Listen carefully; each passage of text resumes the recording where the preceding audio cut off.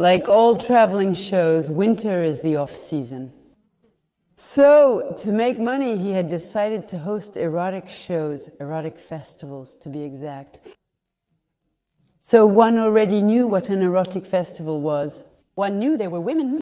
I'm speaking a bit like a child here, but my father told me there are women who do stripteases, who undress.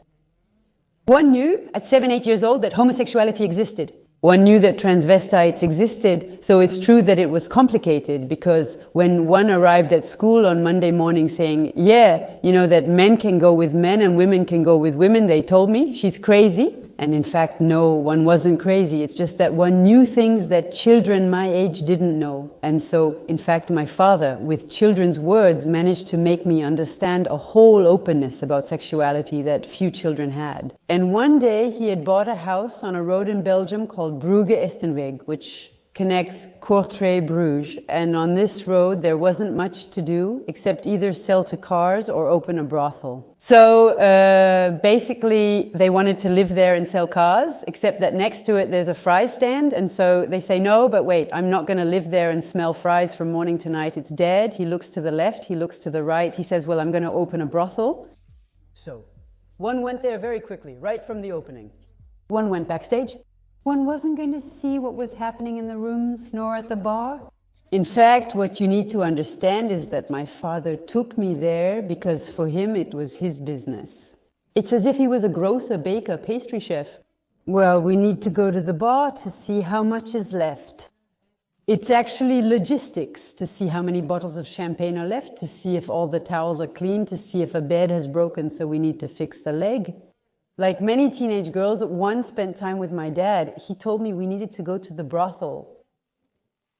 So one went, and there one am backstage, and there one am with the girls, and one see them living their lives in the meantime, who say here, who do their nails, who call their family, their child, their boyfriend, who make a buffet. And then there's a client who shows up, so then they're going to introduce themselves, and then there's a client who chose her, and then we see if it continues or not. So then there's a performance, and then it all depends on the nature of the performance. Is it the whole thing, not the whole thing? And then we see her come back 45 minutes later, an hour later, as if nothing happened. One don't know. But in any case, something happened. One in reality, one knew what it meant, a brothel and a whorehouse. One knew very well what it was, because my father had already explained it to me, that one had already seen Arcade Street in Brussels, the girls in the window. One knew very well what a prostitute was. One understood my father perfectly, he only needed to tell me once. On the other hand, what one didn't measure was the extent it was going to take in my life as a teenager and as a woman. But inevitably, it had an impact on the way one see myself, the way one dress, the way one get ready. It had a connection. For example, there were things one couldn't wear. Barrett's, red lipstick. Because that's what she wore, and because one tell myself, actually, it wasn't that one wanted to hide from you what's going on. But one was telling myself, this happens in brothels.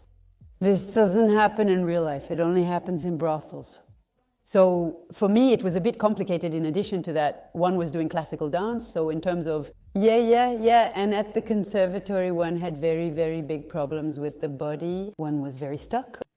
And in fact, the teachers would come to see me saying, oh, we don't understand. There's something about you we can't figure out. One knew why one was like this because my father was for it. That's clear.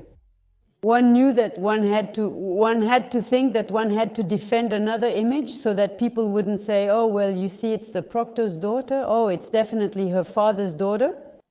And that, for me, was an incredible pain.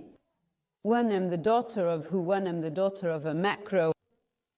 My dream was, one always said, my dream was that my father be one don't know, accountant, teacher. My dream was that he be a professor. And here we have a life, in quotes, less hectic, because in addition to that, he goes to France 2 and to TF1. So there he had made me. And one had told him, please you blur yourself, because one don't want people to know it's you. And when one talked to him about it, he told me it's okay, it's not serious. In fact, he always managed to change the thing in the positive, just he told me anyway, it's not serious anyway. Wait, one I'm going to tell you the number of clients, one have what's worse, the one who goes there or the one who does it. So he put me in front of questions like that and he told me, but Cyrielle, be realistic. Life is not all rainbows and unicorns. But when one talked to him about it, he would say, you don't care. No, one didn't care as much as that my grandparents didn't care. In fact, my grandparents didn't care either. Nobody was proud of what they were doing. Nobody. In fact, we constantly had a dialogue of the deaf because he didn't see where the harm was. One thought it was selfish because one was saying, yeah, but wait, because of this, one have to do this, one have to do that. He tells me, no, but it's you who impose that on yourself. Where's the harm in me running a brothel? According to my father, it's something very simple. One tease, one provide a house, you are there, the front door is monitored, there is a manager who handles all the logistics. You are in a living room with a kitchen, TV, sofa, kitchen, you do what you want. You are going to do your service, you have condoms, you have towels. My father made all of this available, so it was supervised. And if she told me, one only come on the weekends, okay, you only come on the weekends. Actually, you're free, you do what you want. And on top of that, my father at the time, he paid, that's why the girls stayed long at our place, it was 50-50. So if there were 100 euros, 50 euros, 50 euros. To know that in Belgium, and that's what also makes a lot of French people, because we live on the French border, that's what made my father have these brothels that worked really well, because in Belgium the law is still a bit fussy, but that's part of Belgium, otherwise it's not funny, and otherwise it's not us, it's tolerated, it's not legal. It's the legislation that says that. And now, since 2022, one believe it's legal. So, there's no more it's tolerated, it's legal, so that's good. One think it's good because it allows to frame it, and it also prevents a kind of challenge of solicitation. Because, well, there are risks after all. They are already out on the street, we're not going to rewrite history. But, yes, there are risks. Whereas, if they are in a house, and they are supervised and warm, they have everything they need to live and perform their services. One was going to say properly, well, in complete safety, it's still a bit more reassuring than being on the edge of a sidewalk. Many people agree, but express dissatisfaction and unhappiness with various aspects of the situation. Yes, there are networks and people who are forced into it. It's certain, it's settled, we know it, and we have to fight that, because we can liken that to slavery. And on the other side, but who are certainly a minority, there are people who want to do it. We should respect them, not judge them. And me, one, encourage them if they are happy to do it. One, I'm not here to speak for them because one, I'm not here, and one, just want to tell my story as a daughter of a corn from my adolescence, how one live it when one learn it at 16, how one interpret it at 16, and how one interpret it 15 years later with hindsight, what it brought me, what it actually served me for. However, it's true that one didn't talk much to those girls because one was quite mute, and since one didn't agree much with my father, one didn't talk to them much. But one listened and watched a lot, and they taught me a few things anyway. Beyond the fact that my mother taught me the name, they taught it to me because, in fact, we always tend to believe that prostitutes are at the disposal of whoever wants to hear it. However, they are actually the decision makers. And they are the strongest, even if we think otherwise. They are much stronger than we think. In fact, one should not believe that a prostitute's job is just to provide more service. That's not it. The main goal of a prostitute, above all, is to be a great psychologist. She's a very, very great psychologist. Because sometimes the guy just wants to come to escape, and she will make him drink a glass, stroke his leg while telling him, "Don't worry, darling, everything will be fine." And he leaves all happy. And for her, it's all benefit because she didn't give herself 100% actually.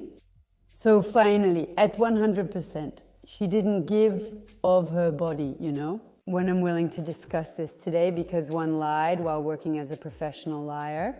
If today, when I'm willing to talk about this, it's because one told myself, actually, when I'm tired of lying, eventually your past always catches up with you. When one arrived in Paris, one decided one could now say whatever one wanted, enjoying the good life. There's no one who knows where one come from. And actually, it catches up with you. One tea catches up with you because when you spend an intimate moment with someone, whether it's a date or even a friend, one don't just give my trust like that. But after 1 time, 2 times, 3 times, 4 times, you want to confide in someone.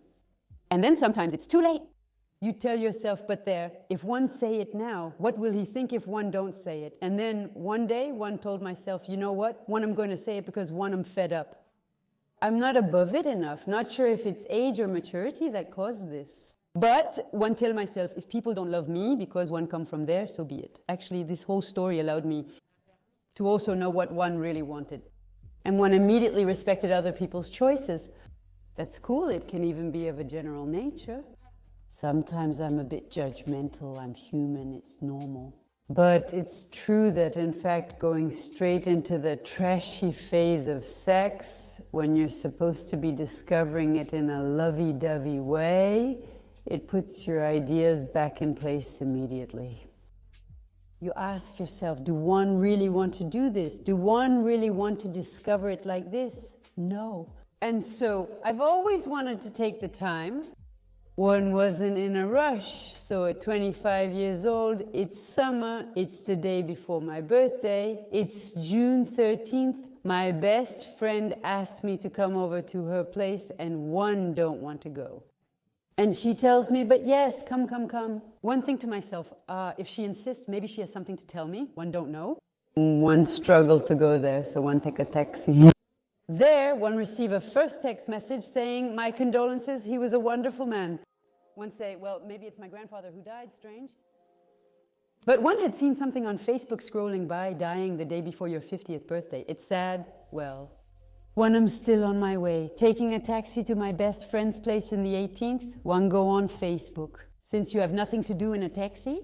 And then one come across this thing again, dying the day before your 50th birthday. It's too sad and all. And then one go to see the comments. And then one see my father's name. One say, okay. There, one scream in the taxi.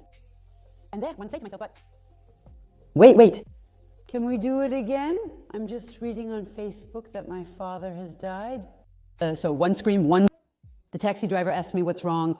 So one tell him, he tells me he's going to stop to buy me a bottle of water. One say, no, especially not on. What you're going to do is that you're going to step on the gas. We must get to Bachelet Street as soon as possible.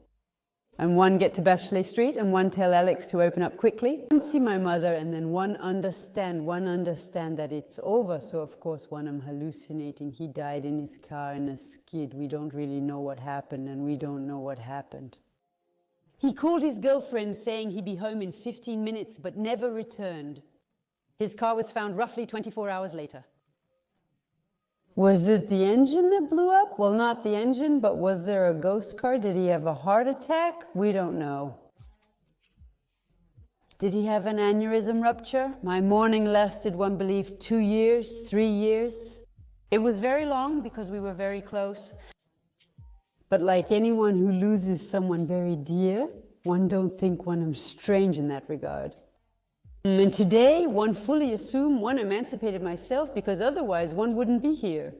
One wouldn't be discussing this or making a podcast about it. But one immediately wanted to talk about it. Apart from 2 years after his death, one already wanted to do something, except it was more painful. One didn't have the maturity. One didn't understand certain things, but one always wanted to do it, to talk about it.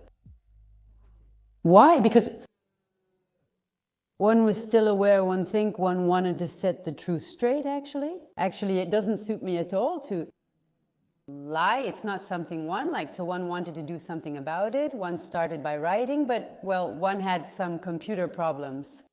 As a result, one decided to make it into a podcast. And why am one doing it? Because one wanted to. One was tired of lying. And also to address a certain hypocrisy. But in any case, to highlight what one saw in brothels. One, is it a way to pay tribute to him? One would say that somewhere he had sent a message of one don't see what's wrong with doing this, etc. One understood it over the years since one matured, one grew up, and when one thought about it, one thought of him and one told him, Dad, what we misinterpreted one will try to make it well interpreted.